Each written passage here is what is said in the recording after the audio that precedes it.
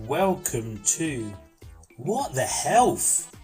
The podcast where real people from all walks of life share their insights, struggles, successes and breakthroughs in health, fitness and life in general. This isn't just about workouts and diets, it's about building a stronger, healthier future in every part of your life whilst having a laugh in the process. Welcome to Judi. Hello. This week's episode is called Judge Judi, a class act. Thank you very much, Liam. So we're going to talk about classes as our subject. Before we do, just to start off the episode, did you listen to last week's episode? No, I didn't. Great. I was in Ireland. No problem at all. What I'm going to do is just tell you the answer to the questions at the end of last week's episode. So basically, me and Lucy, we said 2 truths and 2 lies, and we gave people the task of guessing which ones are the truths and which ones are the lies. Okay. So I'd like to reveal the answers. So Lucy said after 2 weeks of dating me, she told her mum she was going to marry me. That is true. She also said in our pre-marriage course, we both said we wanted 5 kids. Okay, 2's enough.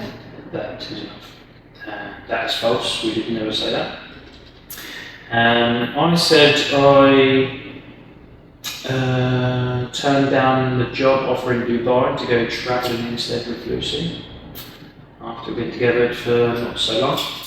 That is true. And the last one was I proposed in New Zealand whilst we ate a kangaroo steak. We did eat a kangaroo steak. We did go to New Zealand, but it is false. I proposed when we got back from travelling. Okay. So there you go. There's the answers to last week's episode. Can I just ask, what does kangaroo steak taste like? You can ask, and I will tell you it tastes lovely. Very lean. Okay. Very lean. It took literally less than a minute to cook. Oh, no way. Really? Less than 2 minutes maybe, but yes, very, very nice. Okay. But yeah, so Judi. Yes. Would you like to tell us all a little bit about yourself? Okay. I've got a birthday coming up soon. Have you? Yeah. Yeah. I can't ask how old, can I? I'll be 67 in September. In my discreet way of asking. Yeah, I need a cake. And I'll be in class on September the 8th.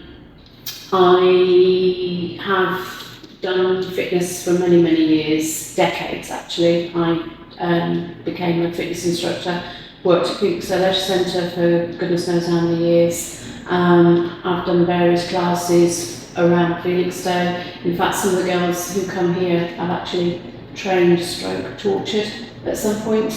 I think torture is probably the best word. My very first class I ever did teach was up at St Martin's School, and that was the very first class I ever started with. I advertised it once, I never advertised it again, and it went from that school from a Monday night to a Monday and Thursday night, and it ran for 20 odd years, just under 30 years. So yeah, so I was quite chuffed with that. I've done various classes, length and breadth of Felixstowe for different companies, for different schools with children and what have you, yeah. Fabulous.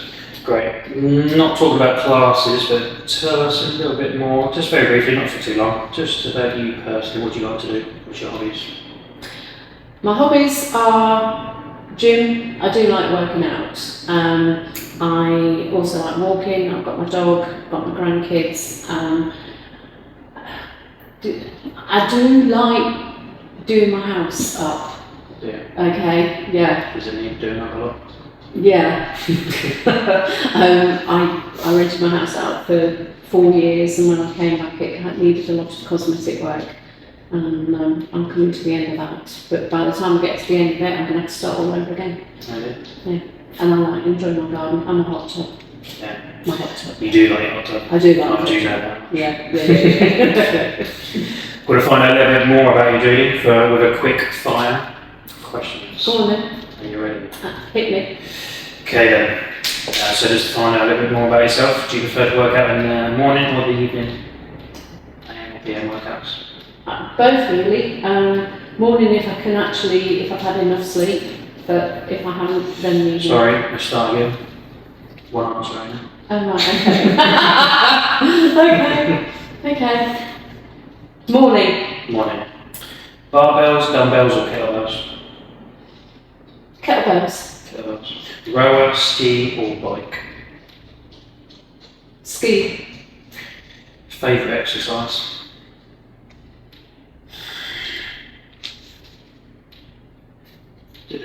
Them lift things. That looks like a bicep curl to me. Yeah. Bicep curl? No, with the barbell thing. With Barbell clean. That's it. Yep. Yeah. Barbell clean. Yeah. One word to describe superhero fitness. Sorry, one word. One word to describe superhero fitness. Community. One word to describe you. Gobby. Right. That's a good word. What's your favourite class? Perform. Perform. Partner workout or individual workout? Individual. Favourite song to work out to? I'm not going to sing it, but I don't know the name. Okay. So that good, is it? Is it rock music or pop? Oh no, it's like dancey-trancey sort of stuff. Dancey-trancey, yeah. Cool. Hardest exercise? Oh, those blinking devil press Devil things. press? Yeah. Oh, yeah, love devil press. Mm-hmm. Favourite coach? Oh, come on. Can I have two? Go on then. Can I have Raf and Nak? Because we both got, you know, because Nak comes and sneaks away one weight and replaces it with a heavy weight. Oh, you can do that, so that's not a problem. And then Raf is just energy and fun and he's just present. Yeah. As is Nak, but it's just, I love her. She's so controlling us in such a lovely way, and she'll say, that's easy, you can just have a few more weights on that, you know, before you know where you are, you've got the whole rack on your barbell, so yeah. Most females are controlling servants. A sweat workout or a muscle workout? Sweat. Last one, rename one of our classes. If you had to rename one of our classes, what would you rename it? Perform. Would be called High impact. High Impact. Cool, wonderful. There's our quick fire rapid questions done. Okay, not that quick. No, not so quick. That's probably the quickest one, to be fair, so well done. Well done. After our pep talk and stuff. So well done. Well played. Okay then, tell us a little bit about your journey then, Judi. So, what was the first class you've ever participated in? First class, what, here? Anyway. Do you remember it? Oh God, yeah. It was at the leisure centre way before I became an instructor, and that was at dance workout. A dance workout? Dance workout, which is what got me interested. How did you feel before you went? Were you a bit apprehensive, anxious about starting? I was very nervous. Because I was a lot bigger in those days. I was probably about the best part of 15 stone. Yeah. I was very self-conscious, quite a new mum, just wanted to go and start doing something physically to try and reduce this extra person I was carrying around with me. Yeah, did you go by yourself? Or I did go by myself, but when I got in there was a few people who I knew, which made it better, and that was my journey which started. Yeah, how did you find that class? Enjoyable. Yeah. Hard work. Hadn't got a clue what I was doing. They were all going one way and I was like going the other way. They were going forwards, I was going backwards, so they were the right calibre from it. But it was a good class. It was good fun. Yeah. Yeah. What made it fun? What did you enjoy about it? The music, because I don't know if you've ever noticed when the music's playing, I can't keep still. I'm always jiggling and doing something. I have noticed that. Yeah. I think I've noticed you stopped working out and started dancing. So. And it was music, and the instructor as well. She was really lovely, Sue. She just made you welcome, and that is important when you are doing a class. You know, you've got to make everybody feel included. Absolutely. And she did, and she just checked before I started and at the end of it as well. You know, yeah. So that's good. So you did say that you taught classes for many years. What got you into that? Believe it or not, it was Sue standing on the stage at the leisure centre, and she got this little crop top on, and over the top of her vesty thing. And I said, "What's on the back of your top?" And it had instructor. And I just sat there and I thought, I'm going to stand up there one day and I'm going to have the same. Yeah. And I did. And that was what it was. And because I would listen to the music, I'd look at, you've got to feel the music. And I'd start working out my own little routines in my head with what we've been doing, and I just got bitten by the bug, and I thought I need to take this a bit further. Yeah. So yeah. What do you enjoy about teaching? The interaction with everybody, making them, hopefully passing your own passion on to them. And that they can engage with that, and they get something from it, and they can see the difference which is happening to them. They'll go out of the class feeling better, their mood is lifted. It's. At one point, not just for 1 month. This went up month after month after month. I was having anything between 55 and 75 people in my class. Oh, yeah. Yeah. How did you manage that? I could have done with a drone. Well, I was standing on the stage and I could see everybody. It was very, very difficult because then I had to spend quite a lot of time making sure everybody was doing the right exercise in the right way.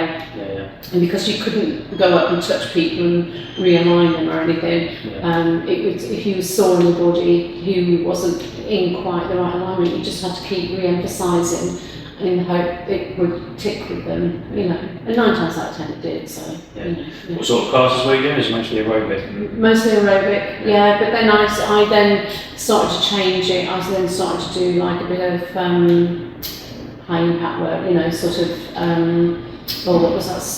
There was, I can't remember what it was called now. Oh gosh, it's gone up my head. But you would do short bursts for 30 seconds, really, really fast, really, really quick, and then you'd take it down, you'd have a break for about 10 seconds, then you'd go kicking again. Okay. The harder I could work them, like a circuit style. Yes, we did circuits as well. The harder I could work them, the better I felt. Yeah. How did they feel?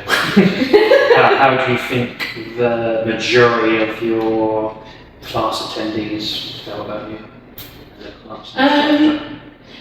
The fact that I was going for just under 30 years, I was about 26 years in total, and the classes were continuously well attended.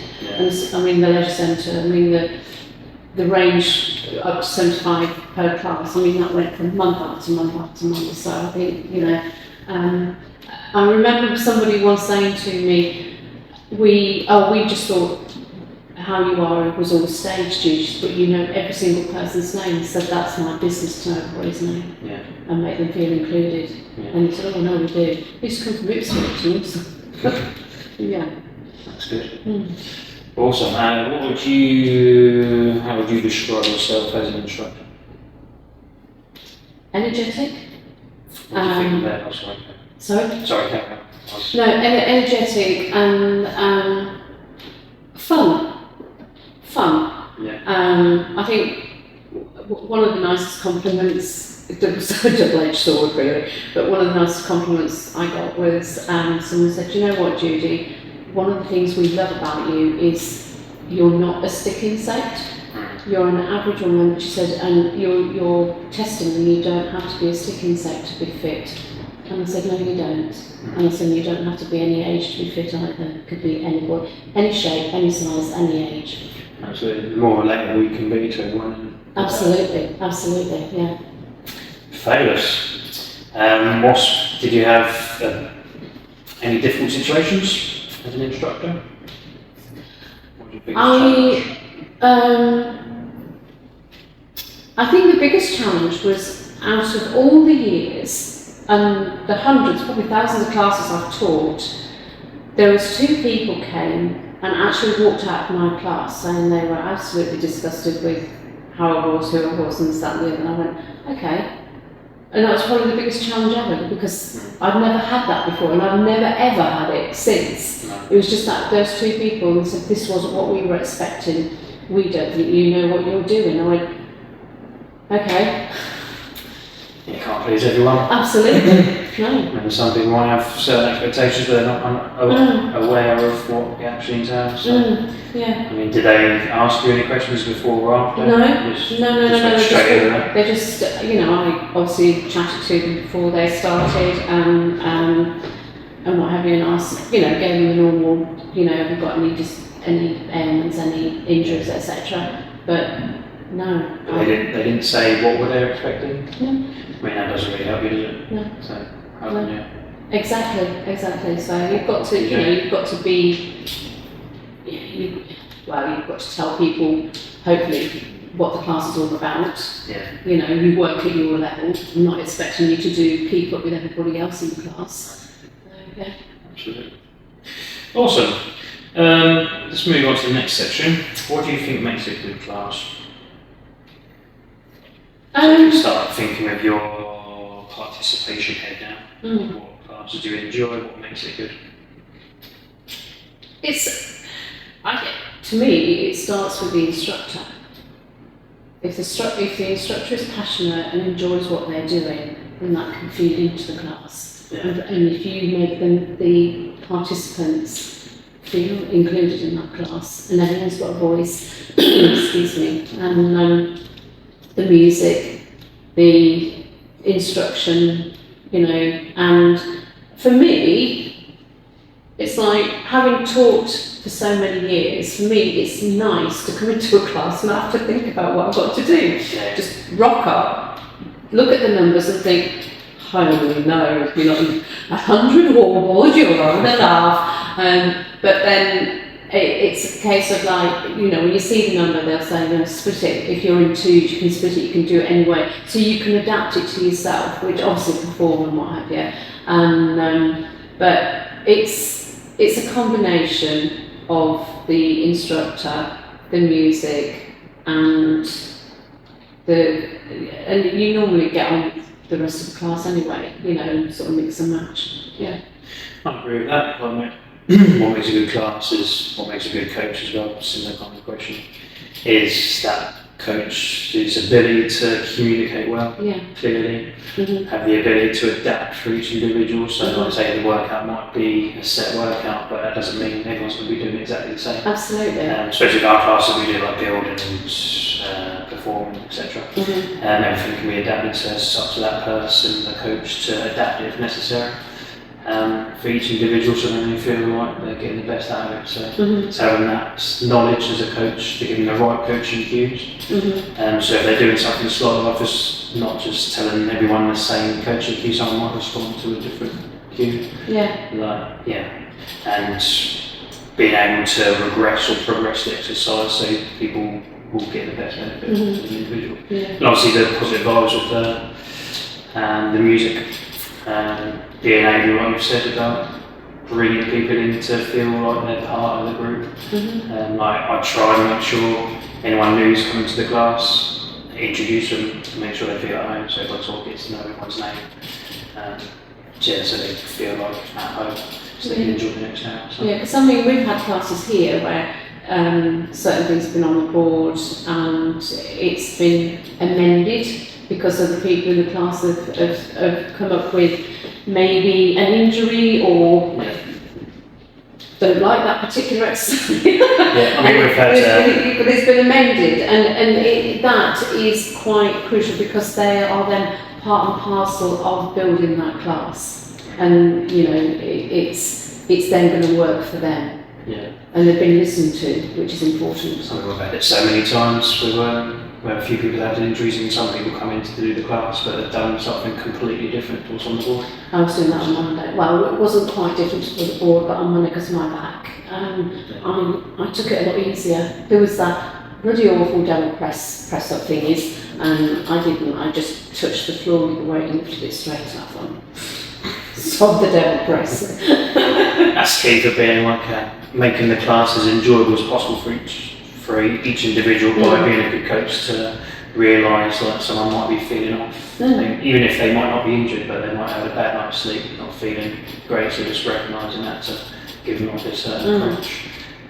Just so they get more out of it, or they might just need to tone it down, just drop back off a little bit so they get more out of the class. It's key just like reading those guides and seeing people's body language, tone of voice. It's adapting for them. So. Wonderful. I think having that accountability for the class, so obviously by booking in for classes you're a bit more productive within that hour.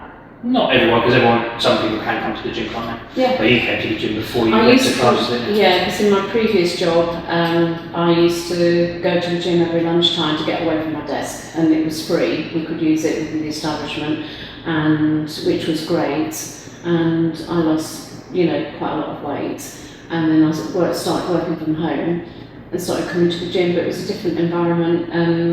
When I was working at the gym at the prison, or going to the gym at the prison, there was staff around there and I had people to talk to. But then working from home, becoming more isolated, coming to the gym at the time I was coming, it was a lot quieter.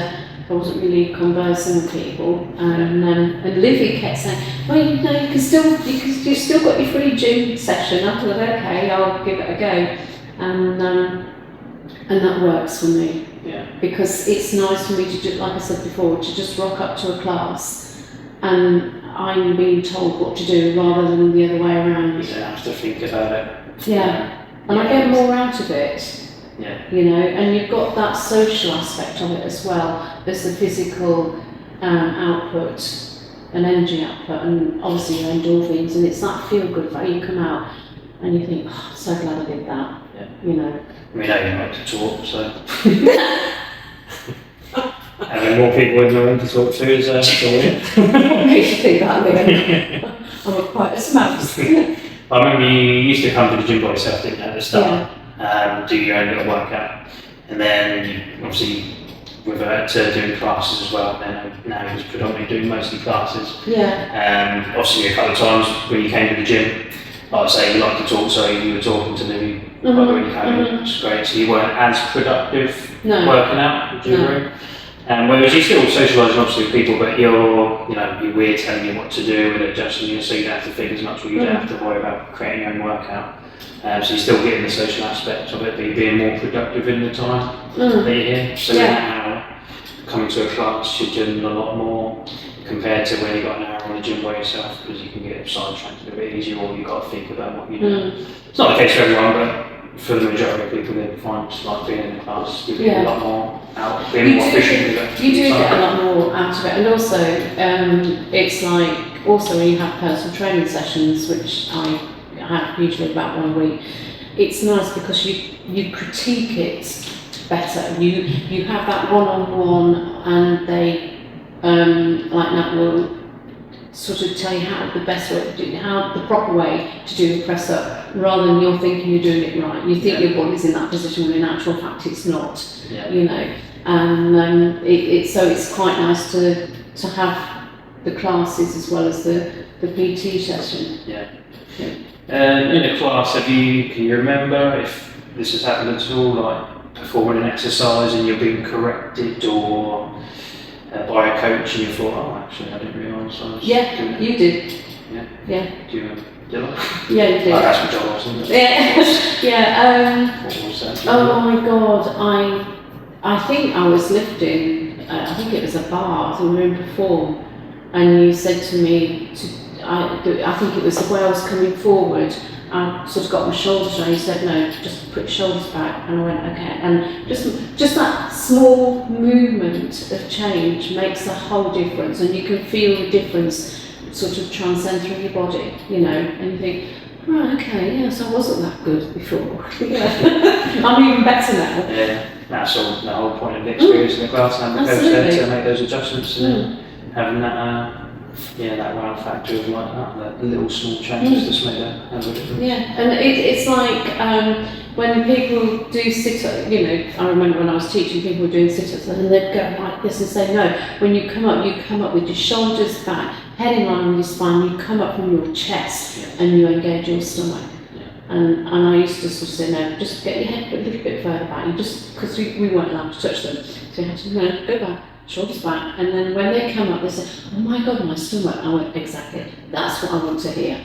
Yeah. Has there been like a coaching cue that's sort of stuck with you, that's been really beneficial? So, for example, I've corrected you on something like, I can't remember what I said at the time, but I might have said shoulders back or chest up. Yeah. Just those little, as a coach, I want to try and make things as simple as possible, as short as possible, so it registers in someone's brain. Has anything like registered in your brain, like for a certain exercise, like for wall balls, for example? For a lot of people, I would say keep the ball up or closer into your chest when you go down for a squat. So you might just say chest up, head up, just very short, just so it's easier for people to process the information. The wall ball one is probably the best example because I can never really target. Really can't. I've done it about twice, I think. But that is all about posture. That is all about technique. I mean, it's all about technique, but that you've really got to get it crucial. And it's not holding the ball like that, because I think you also said to me one day, you're doing it like you're doing netball or basketball or something, and you said have your hands here, not there, have them here, step away, have sort of a distance away from the thing. So it's that kind of thing, and now when I go and do the ball, I try to engage with that. Do you remember when you were teaching any cues that you really enjoyed doing, seeing the difference that when you corrected someone, or not? Anything specific? When we were doing squats, quite a lot would actually not do the squat, but they'd go forward with their chest thinking they were doing the squat. And I said no, and I used to get people to put their hands behind their ears. I said, no, right, try and go down now. And it's not a jerky, it's down and up, it's a nice smooth, like a lift going up and down. And that they said, oh yeah, I can feel it now. So it's just those little things, That's good. Like with a squat, it's quite common. Some people might excessively lean forwards. So sometimes I might say chest up, then they might not do it, and I might say look up, and they'll sort of look up, but then they're still not really doing it. So doing something like that is moving your body position, so bringing your arms back, then they might start doing it. So it's finding like the right cue for each individual. And as a coach, for me, I find that quite fun. Just like find the right thing to say to people. I see that change. There was I can't remember who it was now. One of the classes we were doing something. I can't remember who it was, and I think they were quite new. And I said, when you do that, just put your shoulders back up. And I thought, Judi, it's not your class. Just shut up. That's what I love about our class as well, because obviously the members, like you said, about community. And making sure everyone feels at home and interacting with everyone. Absolutely. We've had so many members just go and help other people, which is fantastic. Exactly, and that's one of it's such a lovely thing about this place. Is that when somebody comes up and advises you like that, they're not doing it out of anything other than they want you to get it right and they don't want you to hurt yourself. Absolutely. Yeah. What do you think of our class structures, like our warm up? What do you think of our warm-up structure, our workouts in general for any particular class? Would you design them or structure them any differently? Or what do you enjoy about them? I think probably, given my aerobic background, I think warm-ups I might probably do. Dancing. Get me tambourine out. I would do other bits in there as well.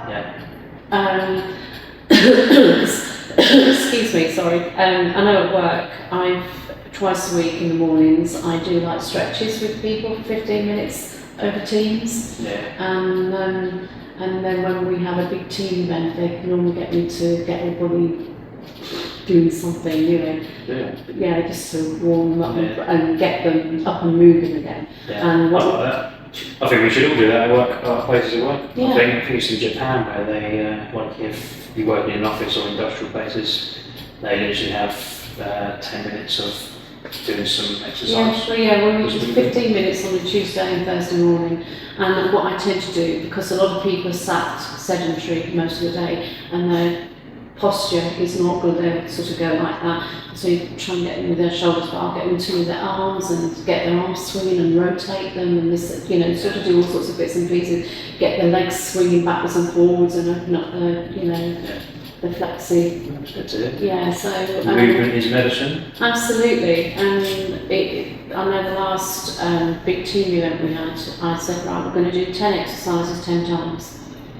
Each exercise 10 times, and I got them swinging their arms like an elephant's trunk. God knows, I don't know where I come up with these things and what have you, but they all enjoyed it. They all enjoyed it, and you can just feel the energy rising in the room, you know. And but yeah, so I think do you say that to wave your arms like an elephant trunk? I did. Yeah, I did. Yeah.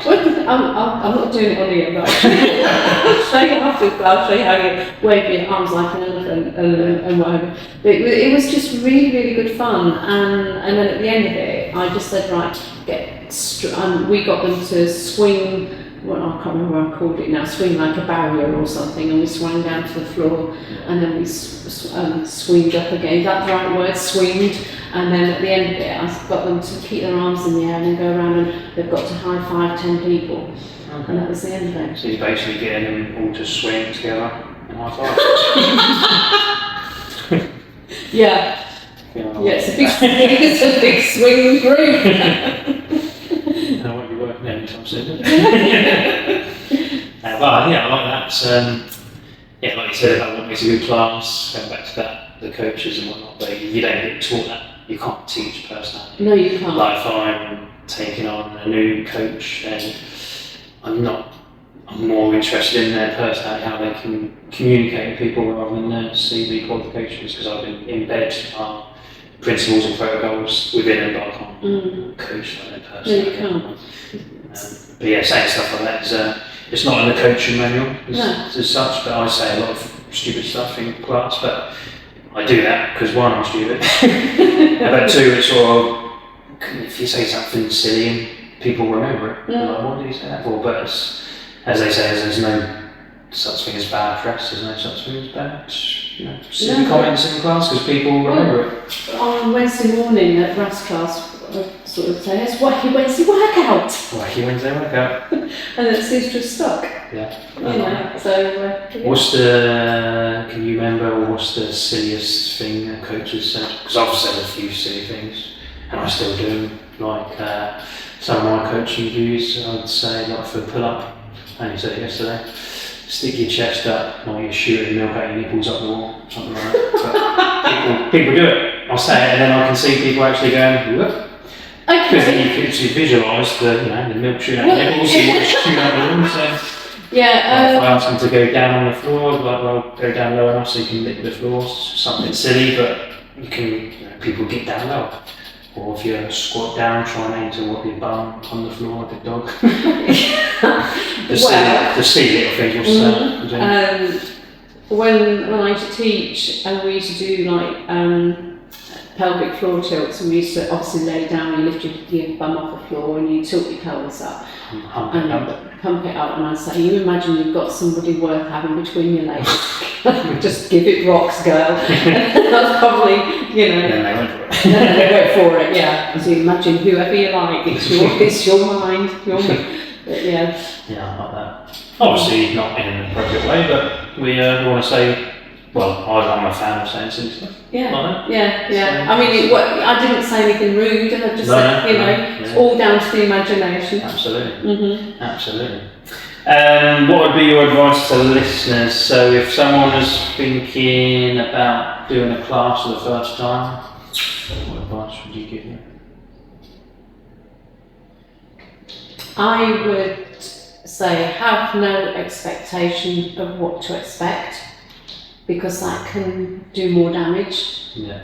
You've sort of got to go in with a very, very clear mind, because you're doing this for you. You're not doing it for anybody else. This is you, it's your time, it's you who counts, and who the coaches, the instructor, whatever class you go to, they have got your best interest at heart. And they want you to achieve, and they want you to reach your goals, whatever you're going to set for yourself. You'll come out of it a much better person. And that first one is always the worst.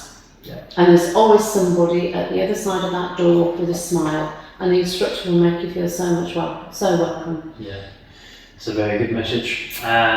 Because if I spoke to, well, I have heard it from many members, so imagine our gym members, they don't do classes but just come and use the gym.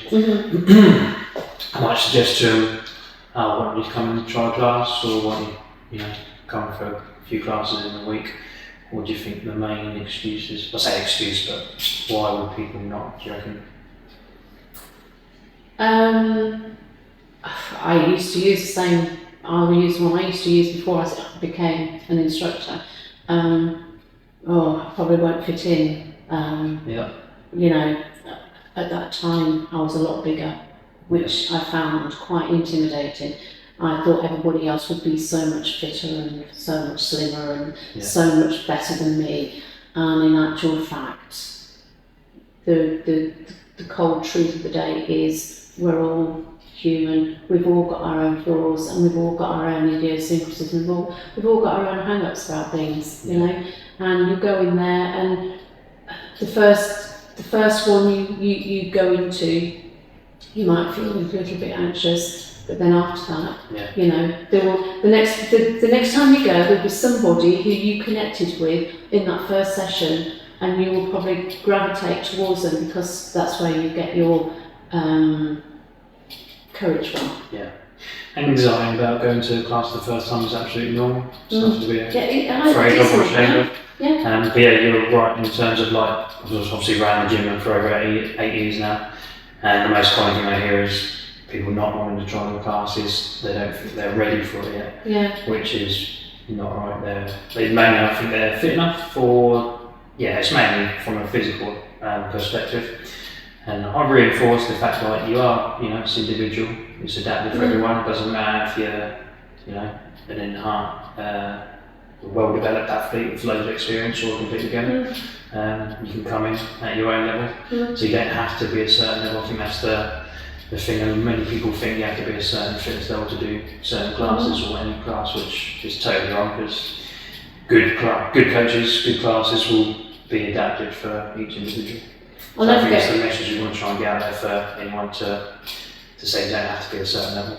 No, you don't have to be a certain level, because, the way I used to look at it was, even Olympic medalists have coaches, and they started from somewhere, and they probably think at there are times when they probably think that they're not going to do as well as what they think they're going to do, or as well as what they think they should be doing. So I think a lot of people think they perceive you have to be a certain fitness level to do classes, but it's totally not. I mean, just this morning actually I had a personal training session booked in, but they cancelled because someone wasn't feeling too well, but he's on the mend. But he said he didn't feel he was ready for a PT, but he's still working out. I was like, well, as a coach, you don't have. I'm not going to push you. I'm only going to do what you're capable of doing on that day. So we just reprogram it.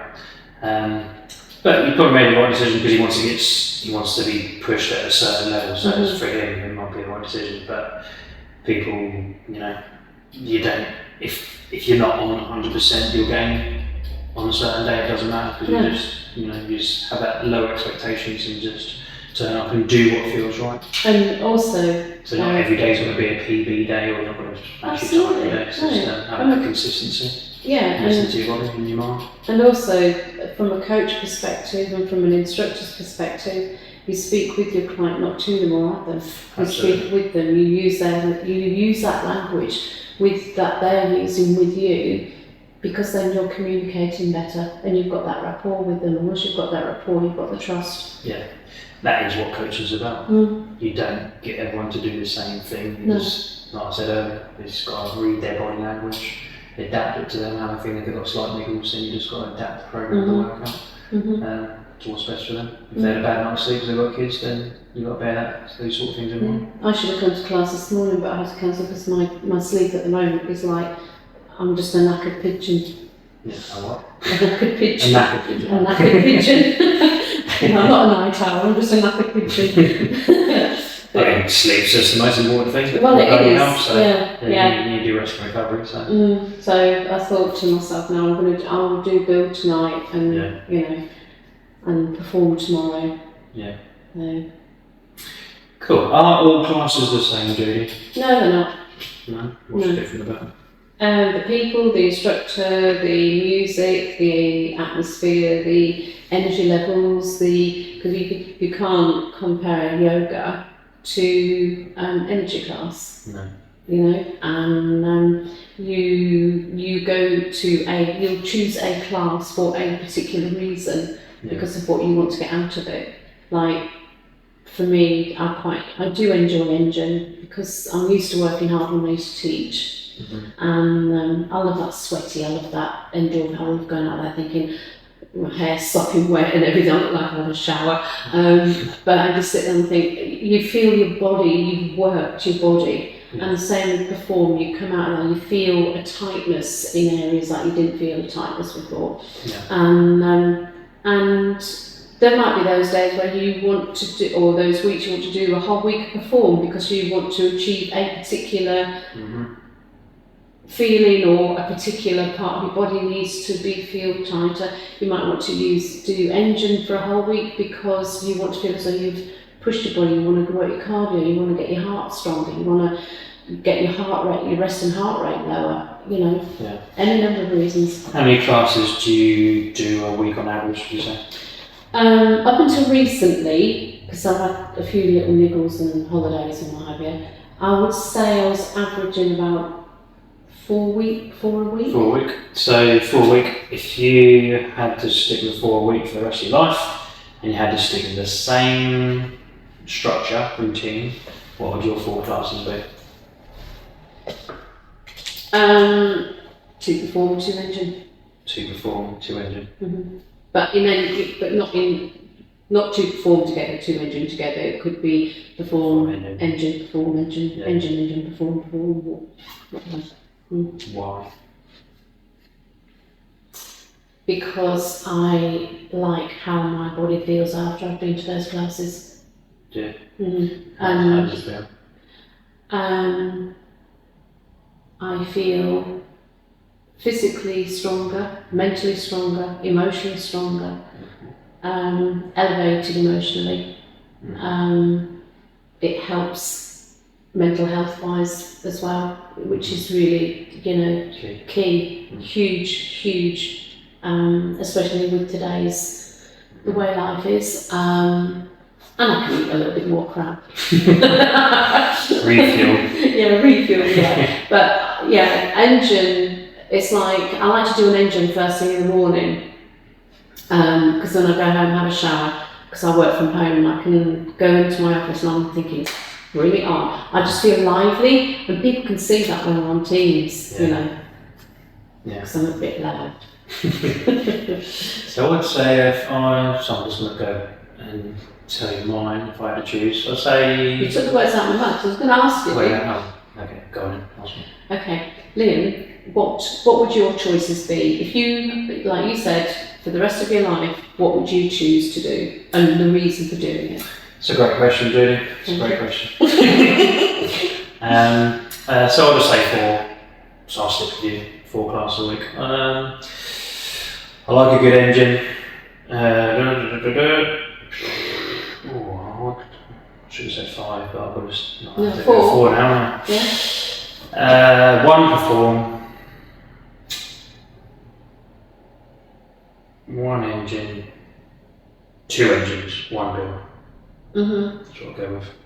I probably should go with 2 builds and 1 engine, but I do like a good engine, so I like get my lungs and heart pumped up. So that would be my structure. Yeah, perform. I wouldn't go more than one out of those 4 because it takes more to recover after that. Because I like to push myself. I'm quite competitive, not with anyone else, but with myself. So if there's obviously perform being a challenge, I try and do it to the best I can, get the best score I can, just to see my progress as time goes on. But it just takes longer to recover, not just muscular, but my central nervous system. So I need more recovery time. And it's easier to, if I did more than 1 before, if I'd done 2 or 3, then it's just some weeks will be harder to motivate myself because I like to push myself. And if I was feeling a bit tired or not as motivated one day, then it's hard to, obviously like we said, we can adapt to how you feel on the day, but I want to perform everything I can because it's high intensity interval training. So I want to give everything I've got. So I want to go more than 1 perform. That's my reason behind that. Build, obviously focus on building that strength and just slowing things down, make sure I'm activating and building up those muscles, and which was going to help me perform better than before, reduce chances of injury, etc. That goes with all class, obviously make sure the technique's good, but build, you just focus on a little bit more on building up that strength. And engine, because I like a good old long lifestyle. So they're my reasonings. In terms of some advice I'd give to people about what classes they want to do, or if they're thinking or unsure about their routine, like I said about the perform, if you like me and you want to give it your all, then saying doing 3 or 4, well, doing 3 performs in a week is quite intense. So you can't always give it 100% because that's quite a lot to do in a week. But obviously, like we said, you can adapt it, so you just need to, it's just a bit more challenging mentally because you have to be quite disciplined with yourself to just take a step back or regress and not give it 100% like 3 times a week. So that's a lot. It's a lot of demand unless you are training most days a week and you are quite well experienced. So my advice to people is just back off the perform if your motivation levels are dropping a little bit, unless you've got that good discipline mentally. Build, which is my most popular class I'd say here. Incorporate that, which do strength training at least 3 times a week, in my opinion, or depending on how long you're working for. Well, at least 2 a week, 3 is a base. An engine, if people enjoy the engine, get a good sweat on. Obviously it's great for our heart health, cardio conditioning, build up the VO2 max for our lungs for longevity. Do the build more for quality of life, build up the muscle and longevity as well.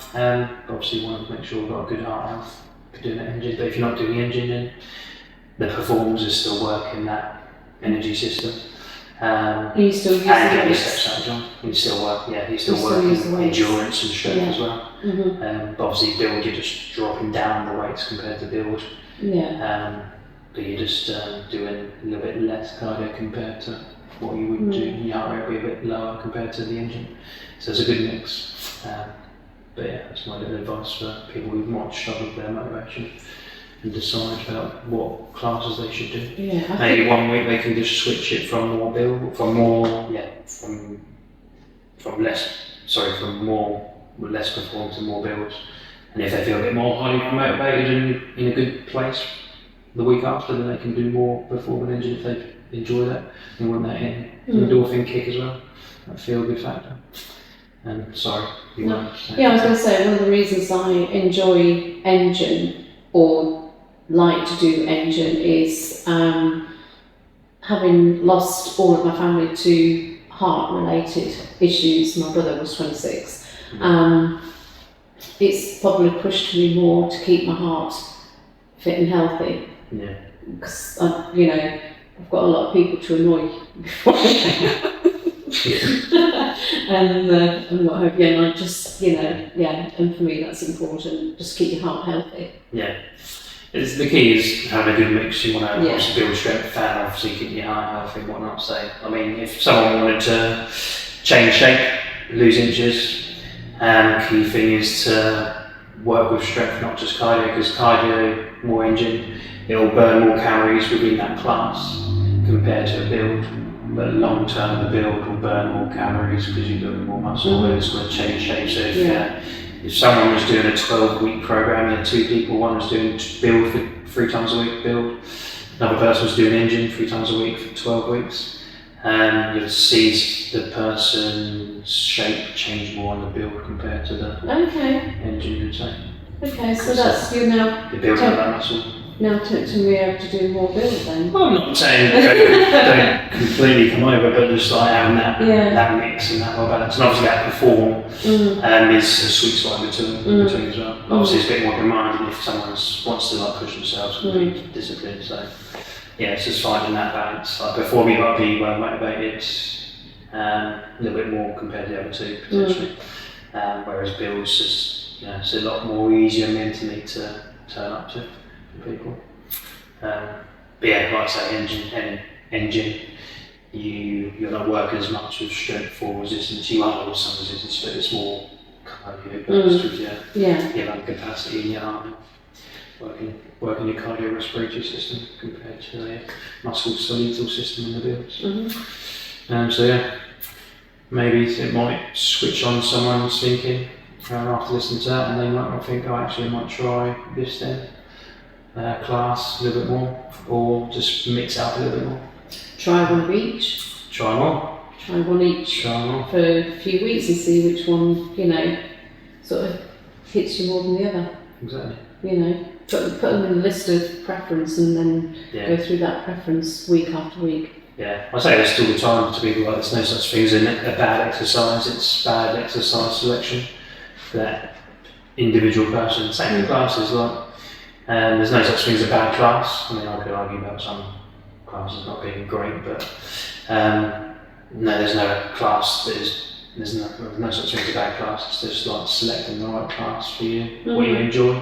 There's no point doing something that you really dislike and it feels like a chore because you're not going to maintain that consistency and keep turning up to it. So just find that sweet spot of find the class that you enjoy the people, enjoy the coach, interact in that community.